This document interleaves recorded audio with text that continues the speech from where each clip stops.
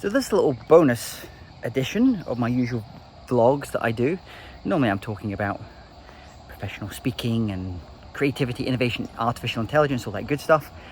But I thought I'd film this today because I'm at a pretty cool place. I'm here in the Philippines. I've just done a speaking engagement for the Management Association of the Philippines. And while I'm here, we were able to arrange for me to come and stay here.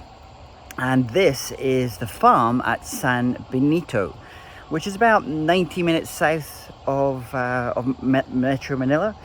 And it's a pretty cool place because it's an eco, how would you describe this? Kind of eco health lodge spa facility. And also, it is vegan, so it's very vegan friendly, and we've been having some wonderful vegan food while we've been here. They focused on basically plant-based whole foods here. Lots of amazing different therapies. Being able to enjoy a couple of great different therapies while they've been here. They have something which is really cool, called different kind of sound therapies, noise therapies. So this is where you go out into the jungle, where I am just now, and they play different tones and sounds, and it affects the body and the mind in different ways. And maybe I'll put some footage to that. The other thing that it has here is forest bathing. So we're in this beautiful lush jungle. Look at this, this is gorgeous. And they have these lovely, very private villas here. And it's kind of very secluded as well, very private. If you like private, most of the villas here have their own private pools as well. So it's a nice place to come and just get away. And one of the things that I actually did today, which they've got loads of facilities. If you go and check out the website, you can find out all the different things that they have here. And they've got lots of great restaurants. They've got a nice Indian restaurant called Pranam. They've got a great vegan restaurant called Alive. But some of the therapies are kind of things I've always wanted to do for a while, but I never got a chance to do them. And one of the ones I did today was sensory deprivation using a flotation pod. So basically you go and sit in this pod and you are deprived of your senses. Well, you basically lie in this water, which is kind of body temperature. It's got Epsom salts in it, and you float naturally in that type of water. And they close the pod door, and they have different lights, very kind of peaceful music, kind of sounds kind of playing.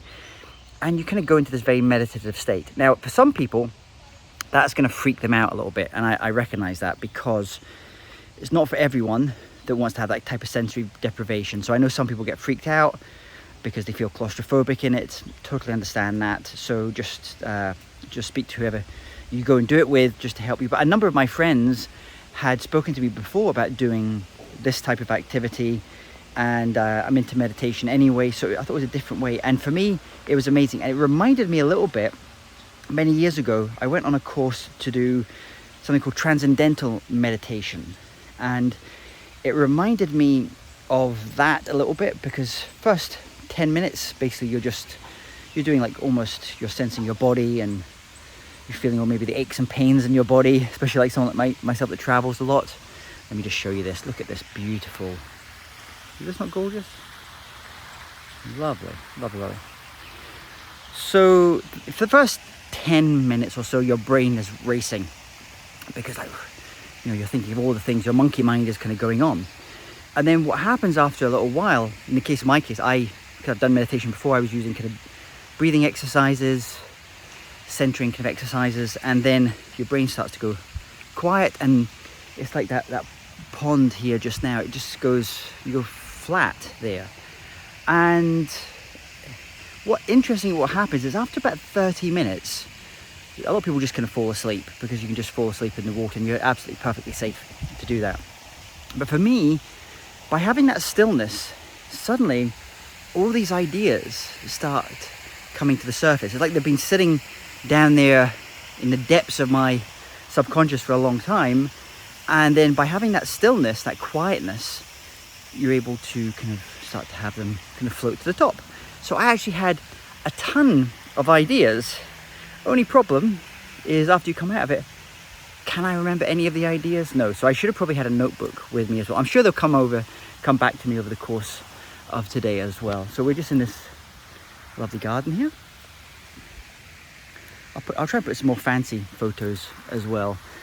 So where are we going to go just there? So definitely, if you're into mindfulness meditation retreats, come and check it out. It's a really nice place to come and do that. Also, they do a lot of different types of detox programs, like juice detox type things. They actually have a program specifically for frequent travelers, frequent flyers. So for air captains, cabin crew, for example, who, flying, if you travel a lot, it puts a lot of pressure on the body. It's not really particularly natural to be flying. So you come here and they have specific therapies intended for people who fly a lot and travel a lot. So if you are maybe passing through this part of the world, maybe you're cabin crew, or maybe you're a professional speaker like myself, or you're an executive and you want to come here, come and check that out. So I'm here just now in a secret garden. This lovely little hidden space here, a nice little pagoda here. Come do your morning meditation, water kind of running through as well. And a couple of things I would say. So I'm going to approach this from the perspective of being a pretty frequent traveler, staying at some amazing hotels over the years. And I'm going to give some good things I love about this place, I really like about it. Hey, look at this. Just discovered a new hidden spot. Let's see here. A waterfall. So I would say the thing I love about this place, one is the people. Filipinos, if you ever spent any time with Filipino people, amazing, hospitable, kind, always I find them all very positive, and that's one of the great things about coming here. It's just a joy to be taken in the care and the hospitality of the Filipinos.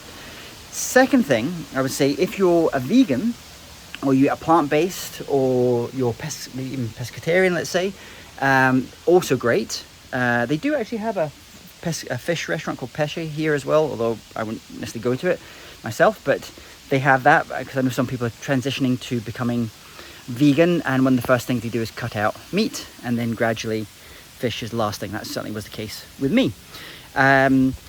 So that's a good thing. The third thing I would say is the quality of the treatments here are amazing.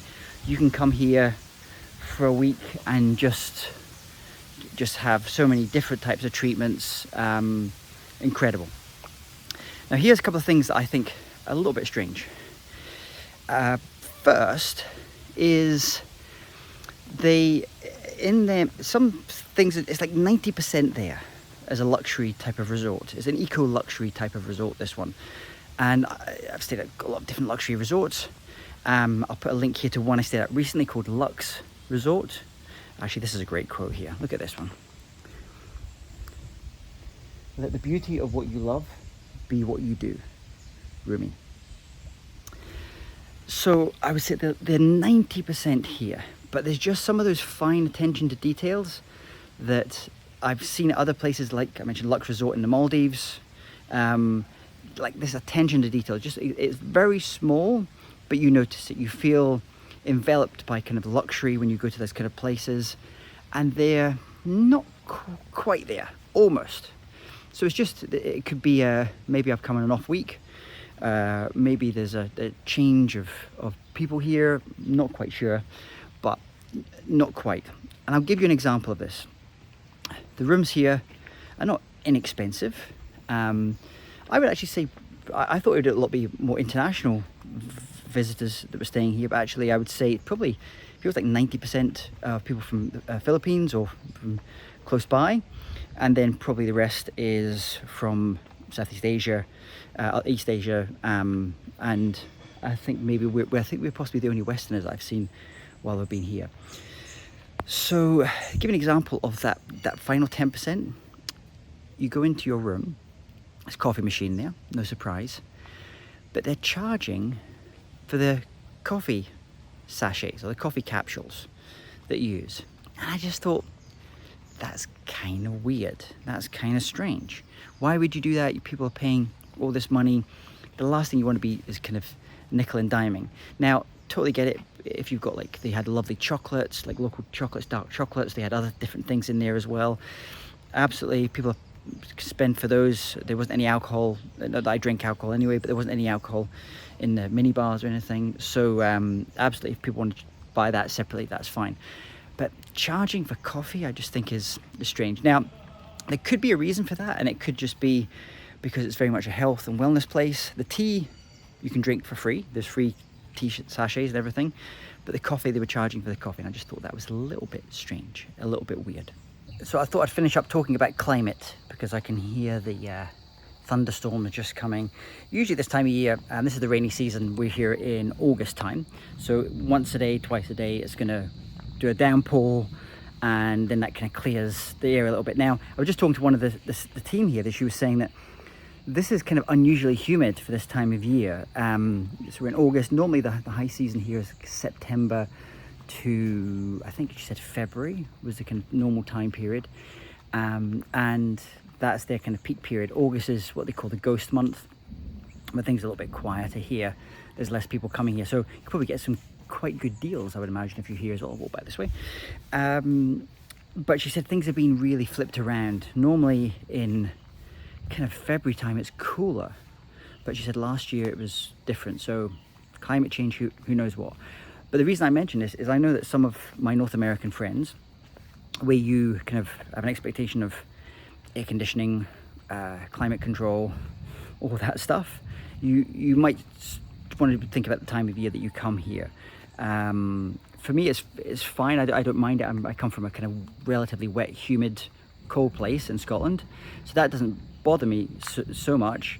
But for some people it does. Now, all the rooms, the room we're in, the apartment, the villa we're in, does have air conditioning, but it's probably not the kind of air conditioning you would have, say, in the US, which you can get really, really cold. You can get the room very, very cold. So if that's an issue for you, maybe just choose the right time of year to come here. But would I recommend coming to stay? Absolutely. I would happily come back here again. I think next time we come back, we'll come back for a little bit longer. I felt it was a little bit too short this time, so we'll come back and maybe do a week. So hopefully that's useful. I'll put some links here and you can check them out as well. My name's James Taylor. Thanks for watching.